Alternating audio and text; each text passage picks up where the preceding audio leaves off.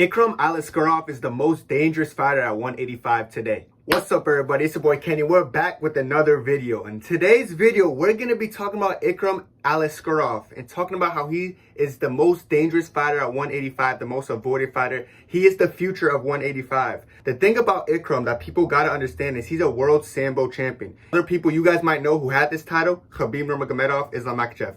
There's a distinct aura of people who are world combat Sambo champions. They just have this aura of just, they could go in there, they could out wrestle you, and they can't be taken down. They just have a different level of wrestling and just grappling in general. They're able to control people for the whole fight or as long as they want. The thing about Ikram that makes him special is that he has heavy hands. This guy has the power to put you away, and this guy has the ability to out wrestle you for the entirety of the fight. Ikram is 15-1. He is fighting this weekend against Antonio Tricoli, who's a Brazilian grappler who has most of his wins coming by submission. So it should be an interesting matchup, but I'm still so confident in Ikram beating him and destroying him in one-sided fashion. The one loss that Ikram has in that 15-1, of course, that we all know is against Khamzat Chimaev. What people don't know, because a lot of people don't really watch fights, they just watch the end result or just watch the highlights. What people don't know is every single takedown attempt that Khamzat tried to attempt and tried to score on Ikram, they were all stuffed. He had him deep in some positions, but he was getting reversed because Ikram's world combat Sambo background just carries him to almost a realm of you can't take me down. It's not possible. You just got to give up because I'm not getting on the floor. With that being said, you look at the middleweight division, look at the best fighters in the division. Stylistically, I would say Khamzat gives anybody in that division a hard fight, except for Ikram. Because the thing about this is we know that Ikram has that takedown defense to defend against him continuously. You're not ever going to see Ikram on his back in his entire career. Probably like, oh, but Khamzat knocked him out then. After that knockout that Khamzat had over Ikram, in his next 7 fights, 6 were finishes. 3 coming from Kimura, 3 coming from knockout. And 2 of those knockouts, of course, against Phil Hawes, where he chinned him cleanly. The second one coming from Warley Alves, who's a notable veteran who had a submission victory over someone like Colby Covington, another good wrestler.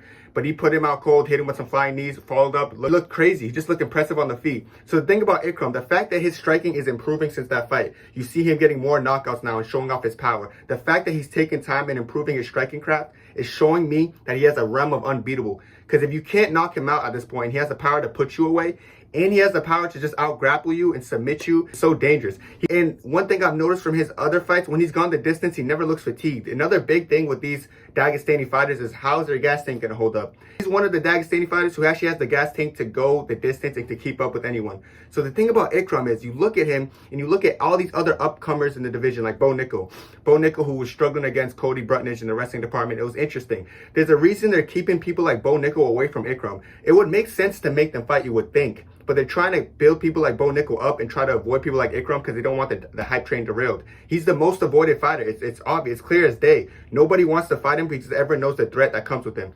Even look at the top of the division, bro. Look at DDP. Stylistically, he does nothing better than Ikram. His striking's not better. His wrestling's not better. His knockout power is not better. Nothing he does better. He could easily go up right now, fight the champion, and dismantle him. Like I said with Khamzat Chimaev, I know he knocked him out in the past, but we've seen his striking improve. So now if Khamzat can't knock him out and is going past the first round, what's going to happen? In the first round, when Khamzat's fresh, he's able to take down anyone. As we saw with Kamaru Usman, who had the best takedown defense in UFC history. What happened in the first round? He took down Usman pretty easily and controlled him for the whole entire round. However, the first round against Khamzat and Ikram, we saw even a fresh Khamzat with pure adrenaline, all that high energy that comes out with, still couldn't take down Ikram. So the fact that we know how good of a takedown defense that Ikram has, it shows me that nobody in the division can take him down. He's going to retire in the UFC with 100% takedown defense. There's not going to be a single soul in the UFC who could successfully put him on the ground. And the thing about Khamzat is he's also known for having 1-round endurance. So if he fatigues, like against someone like Ikram who's going to keep that pace, keep that power on him, he's just going to get finished. I really think Ikram's the future champion, potentially be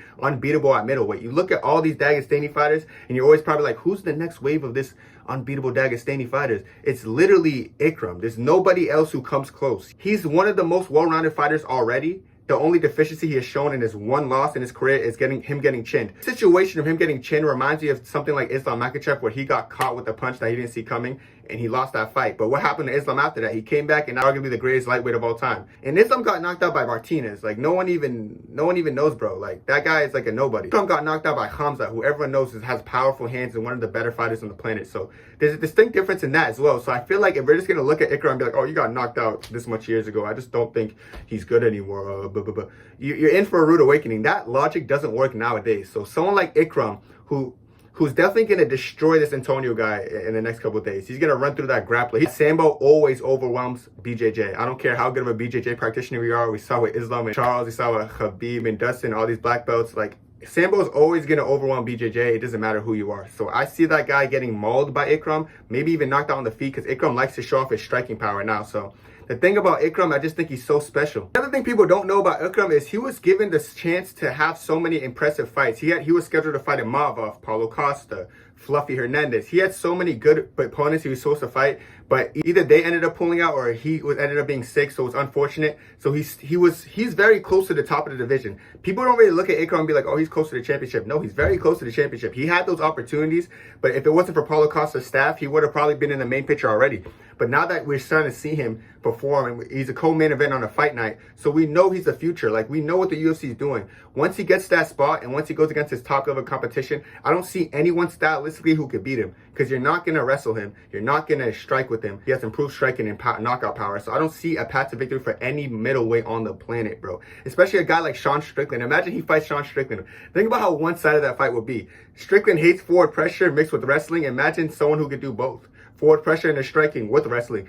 Like, people like Strickland are done for. Like, this is the new wave of middleweights that we need to see with the future of the company. I think Ikram Aliskerov beats anyone on the planet, and he could potentially retire one of the best fighters of all time. And I do think one day Khamzat is going to be champion, and Ikram's going to meet him while he's at the top, and it's going to be a fight for the ages. One of the most excited rematches in UFC recent memory. Alright guys, that's going to be it for me. Make sure to like, comment, subscribe, and let me know what y'all think about Ikram. Do y'all think Ikram's the future? Y'all think he's the new wave of these middleweights? What do y'all think down below? Let me know. That's it for me. God bless.